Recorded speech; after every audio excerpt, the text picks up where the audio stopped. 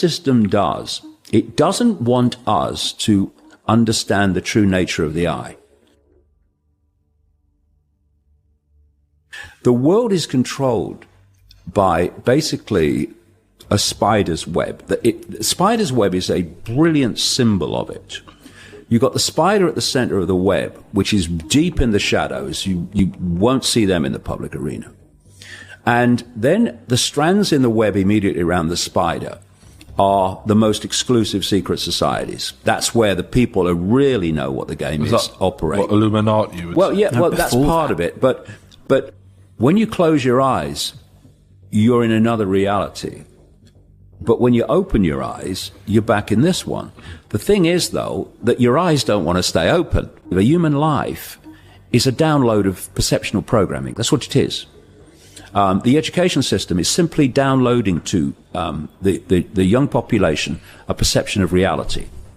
And they test you, if you've accepted that level of reality, nature of reality, by exams. And then the media is pounding out the same version of reality. Mainstream science and mainstream medicine is pounding out the same reality. And as long as you keep paying your taxes and turning up for work. And it's based on what I call the postage stamp consensus. This is a narrow band of information, sense of the possible, what is known as the normal. In the world of the scene, everything seems random and unconnected. But if you go to the spider level, the Silicon Valley corporations of Facebook and Google and YouTube and all these people, Amazon, the banking system, the big pharma cartel, governments, big biotech, big oil, they're all controlled by the same force, and they're all working to the same end. And because of the fierce compartmentalization of knowledge, what the intelligence community call the need-to-know technique, people only letting people need to know what they need to know to make their contribution, but not see how it all fits together, a very, very few people can drive this this web. And you see, if you look at how this cabal works, it works on intimidation, and it works, intimidation is another word of saying, getting people to give a shit, right? It's about persuading the public to give their power away to them. They give their power away at different levels to politicians, do something. Instead of saying, what am I going to do about it? It's what they're going to do about it. And then they give their power away through consequences. Right. Like, what will this cabal do to me if I come out with this stuff? I mean, so many people have given me information, some of them well-known people, and they've said, look, I'll give you it, mate, but for God's sake, don't say you got it from me. It's this fear. Everything that we think, every thought, every emotional state is broadcast as a frequency. Everything's a frequency. Hate is a certain frequency. Love is a very different frequency. Depression is one frequency. And, when people are in states of depression and anxiety, what do they say? Oh, I feel so heavy today. Why? Because those frequencies are very low and slow, and their energetic field starts to vibrate very slowly, and it enters a much more dense state, and we feel it as, I'm feeling heavy today. And then one day we wake up, we're full of joy. And what do people say? Oh, I feel so light today. Because the positive emotions and thoughts of love, of joy, are very fast frequencies, and therefore you feel light. You literally do. So our perceptions, whether we believe ourselves to be little me or infinite me, they are vastly different frequencies, bands of frequency. So if you're in a perception of I'm little me, I have no power, then you are broadcasting, operating on a very narrow band and low frequency band of perception. And that is interacting with the cosmic Wi-Fi, the quantum field of possibility and probability within that band. And you will create a feedback loop in which you will experience your own perceptions. And I'd say this to people, please don't confuse what is happening with your perception of what could be happening. Because what you believe is possible is not the limit of possibility. It's only what you believe is possible. And what's possible is way beyond so one of the great mind control techniques is use of words for confusion, where they invert words.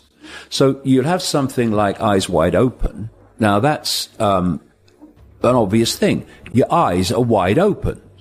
But eyes wide shut is an inversion. In other words, it's impossible for you to have your eyes wide shut.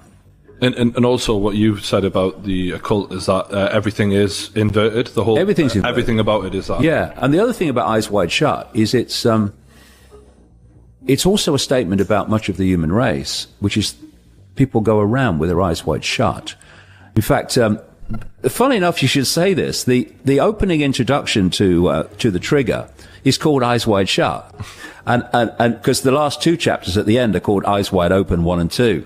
And I talk about the Kubrick film and the name of the film, Eyes Wide Shut. And although you can't have your eyes wide shut, you can walk around with your eyes open and see nothing, which is just as much which as is basically what he's saying, I guess. Yeah, that's what he's basically saying, eyes wide shut. And what he's saying is, look at it. This is what's happening. But the end game, in terms of complete control of human perception, is to connect the human brain to artificial intelligence. And this is something I've been warning about now for so frickin' long. And the Silicon Valley crazies are now openly talking about it. There's a guy at Google, it's called a futurist, called Ray Kurzweil. And there are others like him as well. And they're actually giving the year 2030 for which we're in 2019 as we speak, for connecting the human brain to artificial intelligence. And that at that point, and I'm now quoting or paraphrasing. At Eon Next, you can get as well. Once that connection's made, he said AI will do more and more and more of human thinking until human thinking as we currently know it will be basically negligible. Right. In other words, the human mind will become AI, and instead of manipulating human perception will become direct through AI. And this is how they've done it. There's a... Well, we're already kind of... Oh, we are. Can I ask... Using the phone for a start. Oh, yeah. Well, I just want to give you a sequence, because this will be very relevant to the people watching this. I talked about problem, reaction, solution. There's another technique that is the bedfellow, the stablemate of problem, reaction, solution. I call it the totalitarian tiptoe. And what you do is you start at A and you know you're going to Z. But if you go in too big a leap to Z, the change is such that people go, what's going on? What's going on? What's happening? So you go as big a leap as you can, but not so big that people see the pattern.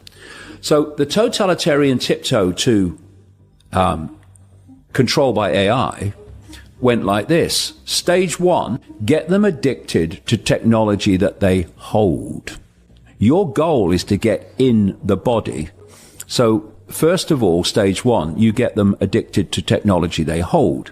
So we had this explosion of the smartphone era. And even before that, you could say, even calculators, that kind of thing, Tamagotchis. Well, if you want technology that goes inside someone, I know a few devices. Well, you bloody would. Yeah, but believe me, then they're not addicted in the same way. No. That is interesting, though. So that's stage 1, and that's achieved. Right. Vast numbers of people are absolutely addicted to technology they hold. You go to stage 2, they're holdables. Next stage, wearables. You're going in the body, so next stage you get on the body. This is your Apple Watch, your Bluetooth, and all these things. Endless gadgets. This is literally not an Apple Watch. So endless gadgets that you wear. Yeah. Ooh, and what they're doing is conditioning normality. They're making these things normal. And I'll tell you something about these office assistants in a minute about that too. And then these AI bloody Barbie dolls they're giving out for kids and stuff like that. So then you go to the next stage, small soldiers, which is inside the body, which is internal chipping, which I've been saying was the plan since about 1992. Elon Musk is sort of big into. Oh, don't talk to me about him. Not a fan. No. I really want to hear what you think about Elon Musk. Comes out and says that AI could be the end of the human race. On that, he's right. And then he opens a frickin' company called Neuralink to connect the human brain to computers. Yeah. I mean, talk me through that. And sort of Overton window sense of the only the only way that they are going to connect everyone to AI, no matter where they are in the world, is by having every inch of the planet covered with Wi-Fi, the cloud. This is what Kurzweil says, that the human brain is going to be connected to the cloud. So the cloud has to be global. And they are putting thousands and thousands of satellites up in orbit. Musk, one of the major ones through his company SpaceX, to beam Wi-Fi at the planet so no one can escape from it. Are you of the belief that this 5G thing is something to worry? Massively. 5G is ramping up this whole, what they call smart grid. Do you notice how everything today is called smart? Mm-hmm.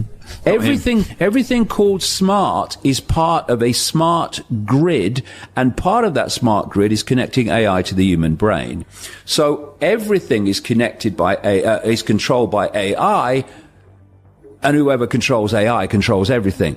And from one central point, when this grid is up and running and it's being put into place more and more every day all over the world, whoever controls that central point controls not only everything technologically, controls the human mind. And see how fast things move. I remember some books ago, not that long ago really, I was warning about the plan for something called the Internet of Things, where everything is connected to the Internet. Now, already billions of things are connected to the Internet. Everything's connected to AI and the Internet. The Internet, by the way, was made possible thanks to an organization called DARPA, which is the technological development arm of the Pentagon. And if I called DARPA evil, I would be fearful of evil suing me for defamation of character, to be honest. That's how bad it is, right? And so the idea is before you can make a physical connection to AI, and people accept this, you've got to make a psychological connection. And what they're doing, because it's all a psychological game, the few cannot control billions unless they control the psyche of the billions. But it goes in one ear and out the other. It doesn't affect me, because what I would say to, young people that are affected by this, you're the one with the power. The power is not with the abuser. It's with the receiver in how they receive the abuse. Mm-hmm. And you can say, you can fall apart because they're saying this stuff about me. And that's a reaction to it that's going to destroy you. Mm-hmm. Or you can say, I don't give a fuck. I would say to these kids, just very quickly, you cannot overestimate. You cannot overestimate the power of not giving a shit.